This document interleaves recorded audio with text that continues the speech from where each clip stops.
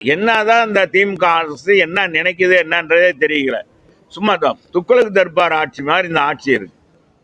மக்களுக்கான எந்த திட்டத்தையும் இல்லாம முதலமைச்சர் சொல்றார் முதன்மையான திட்டம், நாங்க கொடுக்கிற திட்டம் தான் முதன்மையான திட்டம் இவர் சொல்றாரு.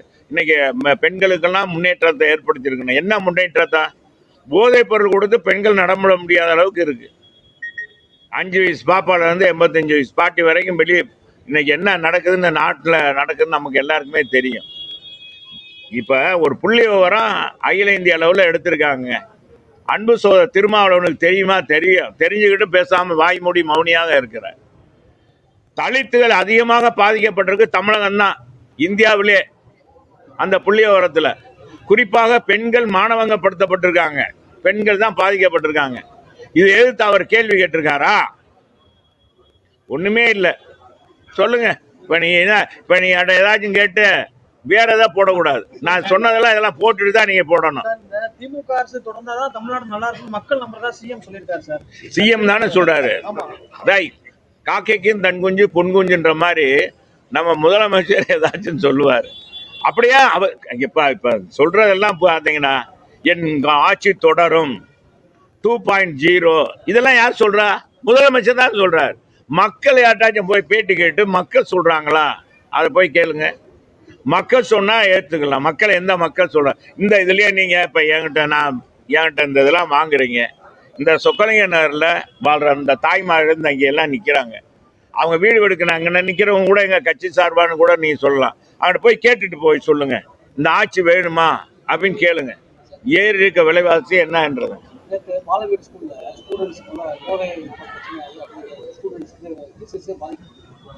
சிவகங்கை மாவட்டத்தில் போதை கலாச்சாரம் கவர்மெண்ட் சொல்லிட்டு இருக்கு. நேற்று கூட மதுரை ஏர்போர்ட்ல 30 கிலோ கஞ்சாவோட 1 கோடி மதிப்புள்ள கஞ்சாவெல்லாம் பிடிச்சி போதை தொடர்பாக சொன்னாலுமே அதை கண்ட்ரோல் பண்ண முடியாது. சரி, இருக்க ஒரு அந்த பாலாஜி ஆர்ஜே பாலாஜி இருக்கான்ல சிரிப்பு நடிகர், அவன் சொன்ன கதை தான் சார். அது சொன்னதுதான் சார், டைலாக் தான் சார். அவன் பேசுவான், எனக்கு உடம்பு பூரா வியாதி, கை தூக்க முடியல. தாடி பாலா, அவன் பேர் பாலாஜி, ஆர்ஜே பாலா. அவன் பாலாஜி என்ன பாலாஜின்னு தெரியாது. அவன் சொல்லுவான், காது கேட்காது, எது பேசுனாலும் இந்த சைடில் வந்து பேசுங்க, கண்ணு அந்த பக்கம் தான் தெரியும் அப்படின்னு சொல்லுவான். உட்காருவோமா? உட்கார முடியாது, ஃபைல்ஸு அப்படின்வான். சரி, அப்போ என்னதான் தீர்வு? எனக்கு இதெல்லாம் தீர்க்கிறதுக்கு நம்ம இவர்கிட்ட தான் கேட்பான், விவேகிட்ட தான். அவர் இளங்கலைஞர், இளம் கலைவாணர் விவேகிட்ட கேட்பான், உனக்கு ஒரே மாத்திரை, ஒரு மாத்திரையில உனக்கு ஒரே சாரியாயிரு, ஒரே ஒரு மருந்து தர்றேன், எல்லா நோயும் தயார். அது மாதிரி இந்த ஆட்சி மாற்றம் ஒண்ணுதான் சார் முழுமையான தீர்வு. தமிழக மக்களுக்கு முழுமையான விடியல் கிடைக்கணும்டா. இந்த தேர்தலில் அண்ணா திராவிட முன்னேற்ற கழகத்துக்கு தலைமை முதலமைச்சராக அண்ணன் எடப்பாடியார் அமர்ந்தவுடன் இதுக்கெல்லாம் முழுமையாக தீர்வு கிடைக்கும் என்பதை நான் முழுமையா சொல்லிக்கிறேன். அதுக்கு இடையில நம்ம என்ன சொன்னாலும் இது நடக்க போறதில்லை. ஏன்னா காவல்துறையே பாதிக்கிறாங்க. 3 நாள் 4 நாளைக்கு முன்னால கோயம்புத்தூர்ல இரவு ரோந்து போன காவல் வாகனம், அந்த காவல் வாகனத்துல பாருங்க, ஒரு பெண் காவலர் இருக்காரு, ஒரு டிரைவர், அவரு போலீஸ், அவர் ஏற்றா இதுதான் தெரியல, அவரே அந்த பொண்ணை கற்பழிக்க இது பண்றாரு. எவ்வளவு காவல்துறைக்கே பாதுகாப்பு இல்லை, அப்புறம் என்ன செய்ய போகும்? ஆட்சியில ஒன்றும் கிடைக்காது. அதே மாதிரி முதல்வர் சொல்லிட்டாரு, நாங்க தான் இந்த வீட்டுக்கு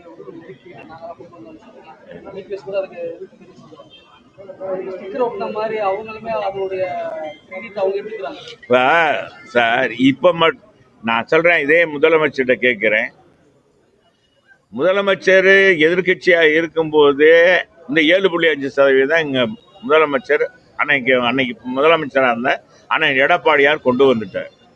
அந்த சட்டமன்றத்திலே சொன்னார், நானும் அமைச்சராக இருக்கேன், இது முழுக்க யாரு எந்த அதிகாரியும் சொல்லி நான் செய்யல, இல்லை யாரும் ஆலோசனை சொல்ல, நானே தான் 7.5% இடஒதுக்கீடு கொண்டு வந்திருக்கேன். இது அரசு பள்ளியில, மாநகராட்சி பள்ளியில, உள்ளாட்சி பள்ளிகளில் படிக்கிறவங்க, ஊராட்சி பள்ளிகளில் படிக்கிற பிள்ளைகளுக்கு இந்த ஒதுக்கீடு கொண்டு வந்திருக்கேன்.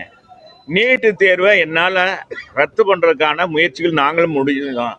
உச்ச நீதிமன்றத்தில் வழக்கு இருக்கிறதுனால அதனால முடியாது என்ற சூழ்நிலை ஏற்பட்டதுனால இதுக்கும் காங்கிரஸ் திமுக கூட்டணி தான் காரணம். அன்னைக்கு அமைச்சராக இருந்த நம்ம மத்திய அமைச்சராக இருந்த ப சிதம்பரத்துடைய மனைவி நளினி சிதம்பரம் தான் வழக்காடி இந்த மாதிரி இந்த நீட்டு தேர்வு வேணும், இந்தியாவிலே தமிழகத்தில் தான் விலக்கு கொடுத்துருக்கேன், அதனால நீட்டு தேர்வு வேணும்னு சொன்னது. அன்னைக்கே இதையெல்லாம் சொல்லியிருக்காரு. அப்ப எந்திரிச்சு முதலமைச்சர் அன்னைக்கு எதிர்கட்சி தலைவர் தானே ஸ்டாலின் சொன்னாரா? சரி, இத்தனை வருஷம் 3-4 வருஷம் ஆச்சு இதை செயல்படுத்திட்டு இருக்காங்கல்ல, இத்தனை வருஷம் சொல்லாம இப்ப மட்டும் சொல்றதுக்கு என்ன காரணம்? அது வெற்றி பெற்றிருக்கு. இப்ப முதலமைச்சருக்கு என்ன பயம், ரொம்ப பயந்துட்டாரு சார். அவர் என்ன சொல்றதுன்னே தெரியல. ஐயோ, புலம்ப விட்டாங்க. இப்ப புலம்ப விட்டாங்க தேசிய. இப்ப மோடிஜி வர்றாரு, அடிக்கொருக்க வர்ற அமித்ஷாஜி வர்றாரு, அண்ணன் எடப்பாடியார் ஊர் ஊரா 184 தொகுதிக்கும் போயிட்டார் மக்கள் வெள்ளத்துல. இப்படி இதெல்லாம் போகும்போது நிறைய கட்சிகள் கூட்டணி சேர்ந்த உடனே மக்களும் இன்னைக்கு எதிர்ப்பு, இந்த ஆட்சியை மாற்றணும்னு நினைக்கிறதுனால புலம்புறாரு. இந்த ஒரு சுடுகாட்டில் போய் நம்ம வடிவேலு போய் புலம்புவாங்க, ஐயோ தவிக்க விட்டாங்களேன்னு. அவர் என்ன சொல்றாருன்னு, நம்ம முதலமைச்சர் என்ன சொல்றாருன்னு அவருக்கே தெரியல. ஏதாச்சும் ஒன்று சொல்ல வேண்டியது பத்திரிகையில சொல்லணும், அன்னன்னைக்கு சொல்லிடணும்னு சொல்றாங்க. வேற ஒன்றும் நம்ம முதலமைச்சர் ஒன்றும் இல்லை. அவர் பயத்தில் இப்போ நம்மளே தனியாக காட்டுக்குள்ளே போனோம்னு இருட்டில் போனா, யாராச்சும் நான் ஆம்பளை யாராச்சும் காட்டுக்குள்ளே போறீங்க இருட்டில், அது மாதிரி இருட்டு ஆகி போச்சு. இன்னைக்கு திமுக என்ற அரசு முடிய போகுது, அஸ்தமனமாக போகுது. உதயசூரியன் அஸ்தமான போகுது, அதனால பயப்படுறாரு. ஆட்சியில் பங்கு தமிழ்நாட்டுக்கு எப்போதுமே ஒத்து வராதுன்னு முதல்வர் ஸ்டாலின் சொல்லியிருக்காரு. எந்த கட்சிக்கும் சரி வராதுன்ற மாதிரி சொல்லியிருக்காரு. சரி, யார்கிட்ட சொல்லணும்? யார் கேட்கிறா? இப்ப யார் கேட்கிறா? காங்கிரஸ் தான் கேட்கிறாங்க. அப்ப காங்கிரஸுக்கு உங்களே நேரடியா சொல்லியிருக்கலாம்ல. அவர் தான் சொல்றாரு. இந்த இடைக்கால பட்ஜெட்ல எதிர்கட்சிகளை அதிர்ந்து போடக்கூடிய அளவுக்கு இந்து அறநிலைத்துறைக்கு நிறைய ஒதுக்கீடு பண்ண போறான்னு சொல்லி சேர்ப்பாங்க. கொடுக்கட்டும், கொடுத்த பிறகு பேசுறேன். கொடுக்கறதுக்கு முதல்ல நமக்கு என்ன தெரியும்? பாரத பிரதமர் மதுரை வரும்போது திருப்பரங்குன்றம் போறாருன்னு செய்திகள் வந்து நேற்று கனிமொழி என்ன சொல்றாங்கன்னா, எய்ம்ஸ் போய் அவர் போய் ஆய்வு பண்ண சொல்லுங்க. அதெல்லாம் எய்ம்ஸ் எல்லாம் அவருக்கு ஆய்வு பண்ண அவருக்கு அது அதிகாரிலாம் சொல்லுவாங்க. சகோதரி நேற்று இந்த தேர்தல் அறிக்கை வாங்குறாங்க. கடந்த தேர்தலில் கொடுத்த தேர்தல் அறிக்கையில் முக்கியமானது இந்த மது விலக்கு பிரச்சனை. ஒரு சொட்டு கூட மது இருக்காது. இளம் விதவைகள் தமிழகத்தில் தான் கூட்டிட்டாங்க எடப்பாடியார் ஆட்சியில் அப்படின்னு சொன்னாங்களே.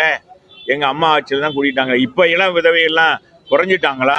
அந்த புள்ளிவிவரத்தை எடுக்க சொல்லுங்க, அதை சொல்லுங்க அவங்கள.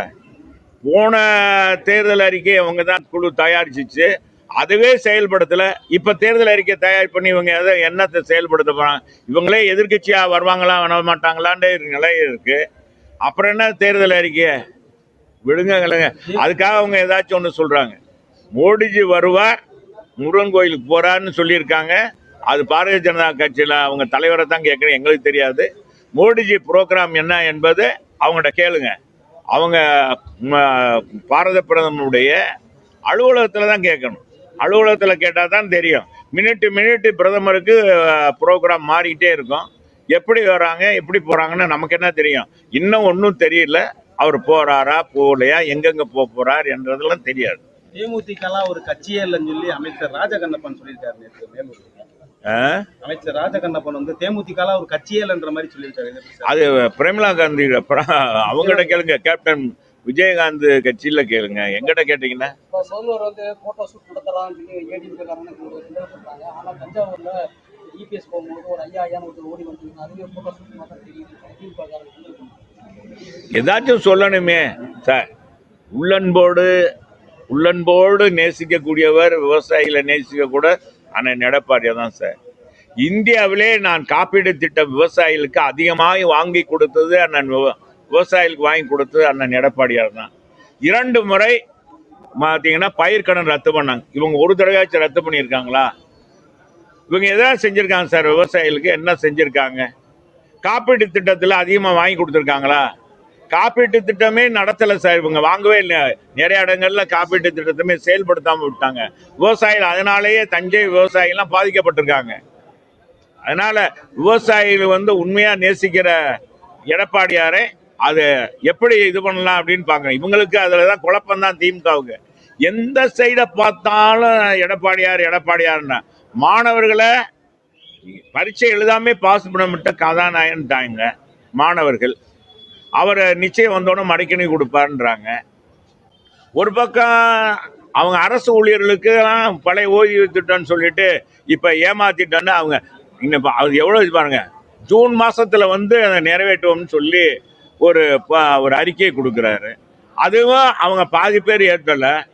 அவங்களுக்கு தகுந்தவங்கள ஜாக்டர்ஜியோட இருக்கிற தலைவர் நிர்வாகிகளை கூப்பிட்டு பாராட்டு விழா, தனக்குத்தானே பாராட்டு விழா நடத்துற மாதிரி நடத்துறாரு. இதுதான் இன்னைக்கு நடக்குது. அதனால எங்க எடப்பாடியாருக்கு உண்மையாக நேசிக்கிறாங்க விவசாயிகள். அவர் மும்முனை மின்சாரம் கொடுத்தவர் விவசாயிகளுக்கு, விவசாயிகளுடைய கஷ்ட நஷ்டங்களை தீர்த்தவர், அந்த காவிரி ஆற்று பிரச்சனைக்கு முற்றுப்புள்ளி வைத்தவர், காவிரி நீருக்கு முற்றுப்புள்ளி அதுக்காக அவர் காவிரி தந்த காப்பாளன் வந்தாங்க. அதே மாதிரி தஞ்சை மண்டலத்தை விவசாய மண்டலம் பாதுகாப்பட்ட வேளாண் மண்டலமாக அறிவித்தவர் எங்களுடைய எடப்பாடியார். இல்லைன்னா எத்தனை தொழிற்சாலையை வந்திருக்கும். அதெல்லாம் காதவர் உண்மையான விவசாயிகளின் தோழன், பாட்டாளி வர்க்கத்தின் தோழன் இன்னைக்கு எங்க எடப்பாடியார் என்பதை மக்கள் இன்றைக்கு எல்லோரும் ஏற்றிருக்காங்க. எல்லா தரப்பு மக்களும் ஏற்றிருக்காங்க. சசிகலா அவங்க புதிய கட்சி அப்ப வாங்க. சரி, நன்றி, வணக்கம்.